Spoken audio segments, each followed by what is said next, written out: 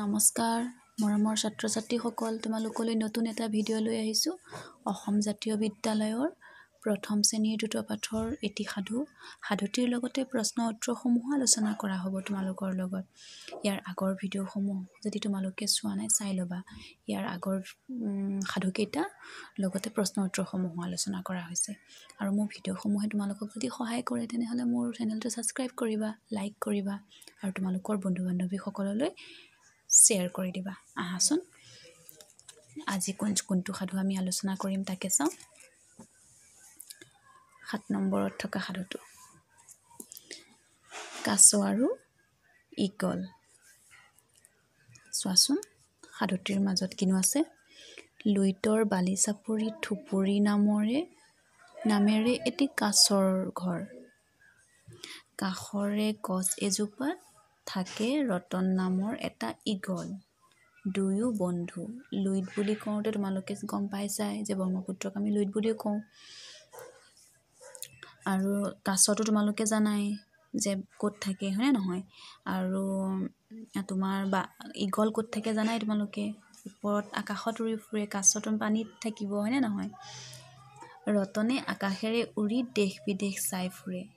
ৰতন নামৰ ঈগলটোৱে আকাশৰ ওপৰত ঘূৰি দেশ বিদেশবোৰ চাই ফুৰে আৰু তাকে আহি থুপুৰিক কয়। থুপুৰি যিহেতু বন্ধু, হয়নে নহয়? থুপুৰিক গোটেই আকাশৰ কথাবোৰ কৈ থাকে আৰু থুপুৰিয়ে পানীৰ তলৰ কথাবোৰ ৰতনক কৈ শুনায়। আকৌ থুপুৰিয়ে আকৌ পানীৰ তলৰ কথাবোৰ কয়।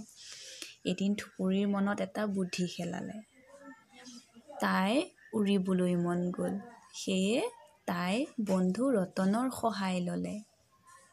থুপুৰিয়ে ৰতনক ক'লে, মোৰো তোমাৰ দৰে দেশ ভ্ৰমণ কৰিবলৈ মন গৈছে। ৰতনে ক'লে, তোমাৰচোন ডেউকা নাই, কেনেকৈ উৰিবা? আৰু তোমালোকেতো নিশ্চয় জানা যে উৰিবলৈ হ'লে আমাক ডেউকা লাগে, হয়নে নহয়? ডেউকা হ'লেহে উৰিব পাৰি। থুপুৰিয়ে পুনৰ ক'লে, ৰতন, তুমি তোমাৰ ঠেং দুখনেৰে মোক খামুচি ধৰি আকাশলৈ লৈ যাবা। পাছত এৰি দিবা। তেতিয়া মই ঠেং কেইখনেৰে উৰিম। তাৰ পাছত চোৱাচোন কি কৰিলে। তাকে শুনি ৰতনে হাঁহিলে। সি ক'লে, তোমাৰ চুটি বুদ্ধিত মৰণহে মিলিব। তাৰমানে তাই যিটো বুদ্ধি খেলাইছে সেই বুদ্ধিটো মৰিবহে লাগিব। পিছে থুপুৰি আকুৰ গোজ, তাই আকাশত উৰিবই। আকুৰ গোজ মানে কি জানানে? কিবা এটা কামত ভাল বেয়া ভাবি নাচায় আৰু একদম লাগিয়ে থাকে। কথাটো লাগি থকাকে আকুৰ গোজ বুলি কয়। যিকোনো কথা এটাত বা কামত তাই আকাশত উৰিবই বুলি কৈ আকুৰ গোজ কৰিলে।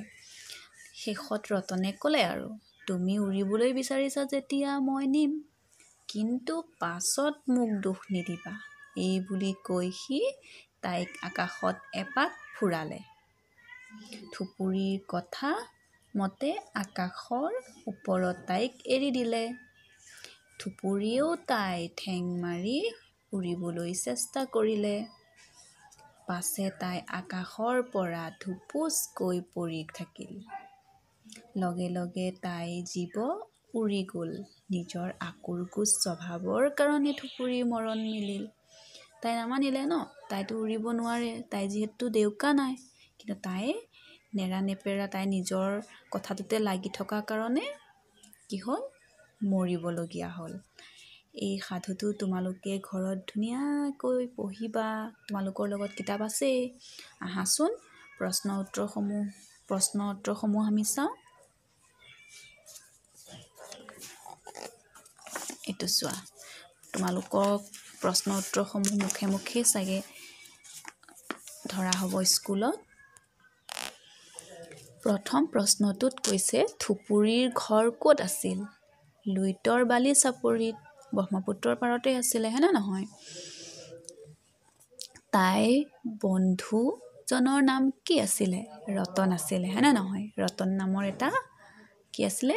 ঈগল আছিলে। উৰিবলৈ মন যোৱা থুপুৰিয়ে কাৰ সহায় ল'লে? এইটো কাটি দিছোঁ কিন্তু দেই। কাৰ সহায় ল'লে? থুপুৰিয়ে ৰতনৰ সহায় ল'লে। ৰতন নামৰ ঈগলটোৰ সহায় ল'লে, হয়নে? তোমাৰ চুটি বুদ্ধিত মৰণহে মিলিব। কথাষাৰ কোনে কৈছিলে?